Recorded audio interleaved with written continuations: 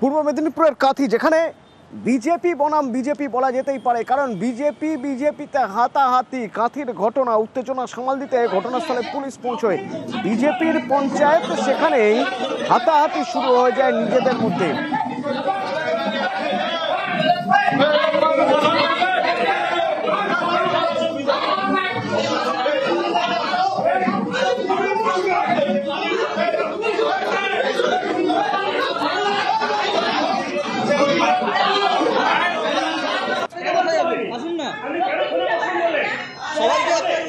সবাই শুনবে, সবাই কথা বলবে, দু চারজন কথা বললে হবে না।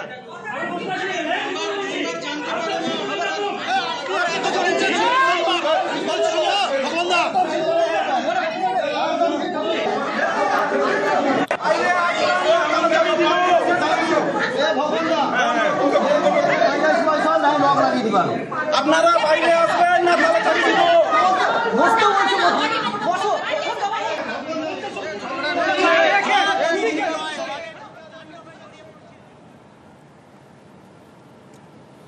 লাস্ট বেঞ্চে বসা মানে কি দাগিয়ে দেওয়া?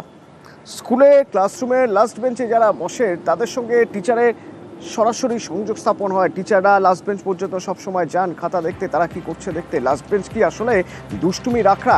এইসব প্রশ্ন বারবার স্কুল লাইফ কাটানোর পরেও সবার মনে ঘুরে বেরিয়েছে।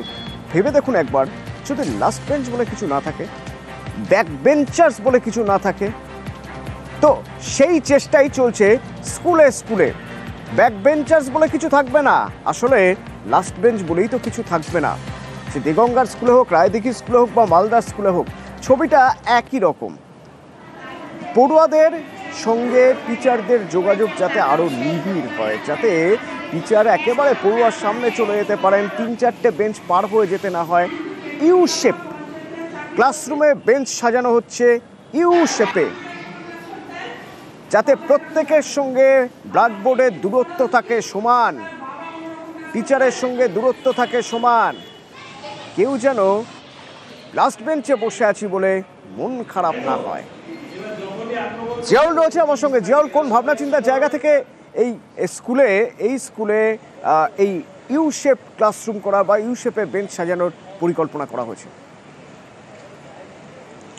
দেখো, 2024-এর ময়ালারাম একটা চিলড্রেন সিনেমা দেখেই কিন্তু অনুপ্রেরিত হয় এবং সেখান থেকেই no more black bench model, অর্থাৎ এই মডেলেই কিন্তু পড়ুয়াদের সঙ্গে শিক্ষকদের একটা বসার, অর্থাৎ দেখা যেত যে পুরনো মডেল, অর্থাৎ স্কুলের যারা প্রথম দিকে বসতেন তাদের নজরে আসতো প্রধান শিক্ষকদের, এবং শেষের দিকে যারা থাকতো মূলত দুষ্টু প্রকৃতির ছাত্রছাত্রীরা, তাদেরকে দিকে তেমন নজর দেওয়া হতো না।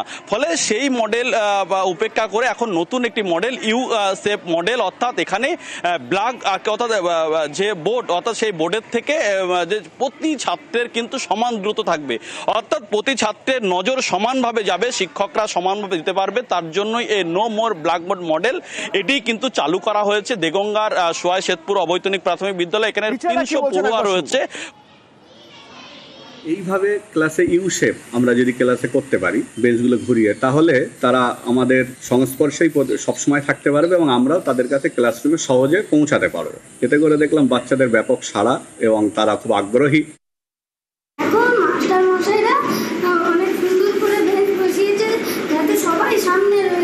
আগে কি দেরি হলে কি পিছনে বসতে হতো?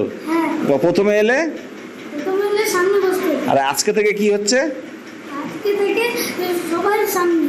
আমি একটু লেট হয়ে গেলে কাজের জন্য আমি সামনের বেঞ্চে না বসতে পারলে পিছনে বসতাম। এখন মাস্টারমশাইটা খুব সুন্দর করে করেছে, এখন সবাই সামনে আছে আর মাস্টারমশাই মাঝখানে বসে।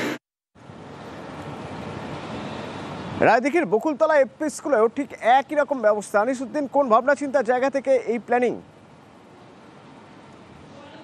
একেবারে দেখো, স্কুলের যে রায়দিঘি বকুলতলা অবৈতনিক প্রাথমিক বিদ্যালয় রয়েছে, সেই স্কুলের প্রধান শিক্ষক জানিয়েছেন যে মূলত যে লাস্ট বেঞ্চে ছাত্রছাত্রীরা বসলে তাদের অনেক সময় মনোযোগে ব্যাঘাত ঘটতো, কিন্তু এবারে যে গোলাকার ভাবে যে স্কুলের মধ্যে বেঞ্চ রাখার ফলে কিন্তু সমস্ত ছাত্রছাত্রীরা তারা সমানভাবে মনোযোগ দিতে পারবে পড়াশোনায়, এবং এই উদ্যোগকে কিন্তু সাধুবাদ জানিয়েছেন এলাকার অভিভাবকেরা এবং স্কুলের ছাত্রছাত্রীরাও কিন্তু এই স্কুলের এমন উদ্যোগে অনেকটাই খুশি, কারণ তারা যে লাস্ট বেঞ্চে বসে পড়াশোনায় অনেক সময় পড়াশোনায় মনোযোগ তাদের দিতে সমস্যা।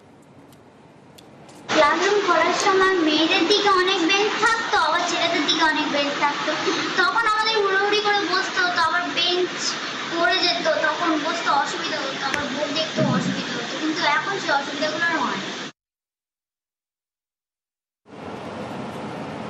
মালদা স্কুলেও ঠিক একই রকম ছবি। সেবক জানতে চাইব যে মালদা করোনেশন স্কুল, এই স্কুলে প্রচুর ছাত্র সংখ্যা, ইউ শেপে এইভাবে বেঞ্চ লাগানোর ফলে সম্ভব হচ্ছে সব ছাত্রকে এই ইউ শেপে বেঞ্চে বসানো?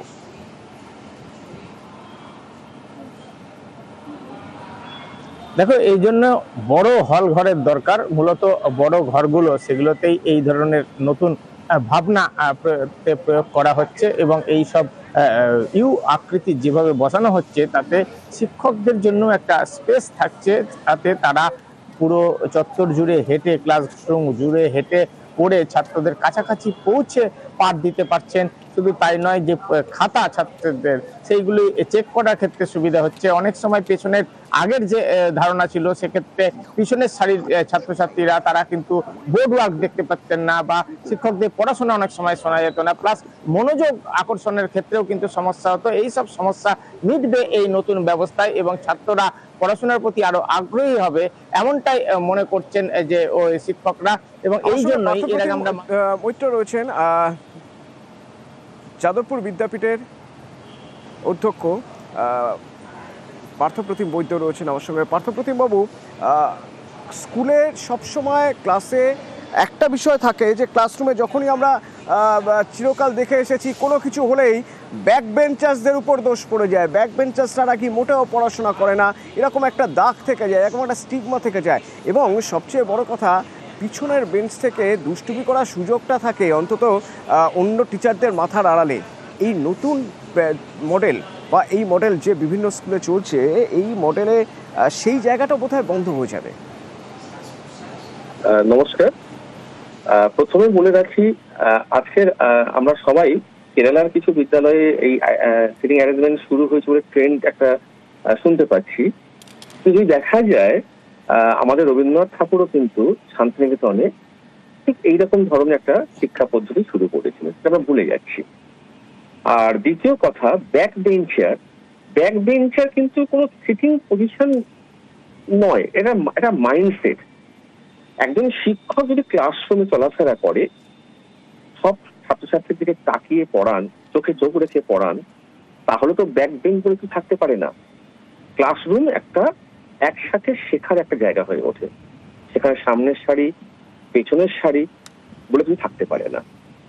আমরা যেমন আমাদের স্কুলে আমরা রোল ওয়াইজ আমরা রোটেশন করি, যে প্রতিদিন আমরা প্রত্যেকটা ক্লাস মানে দিন শুরু যখন হয়, ক্লাসের মনিটররা তারা রোল ওয়াইজ ছেলেগুলোকে সামনের বেঞ্চ পরের বেঞ্চ এইভাবে সাজিয়ে নেয়।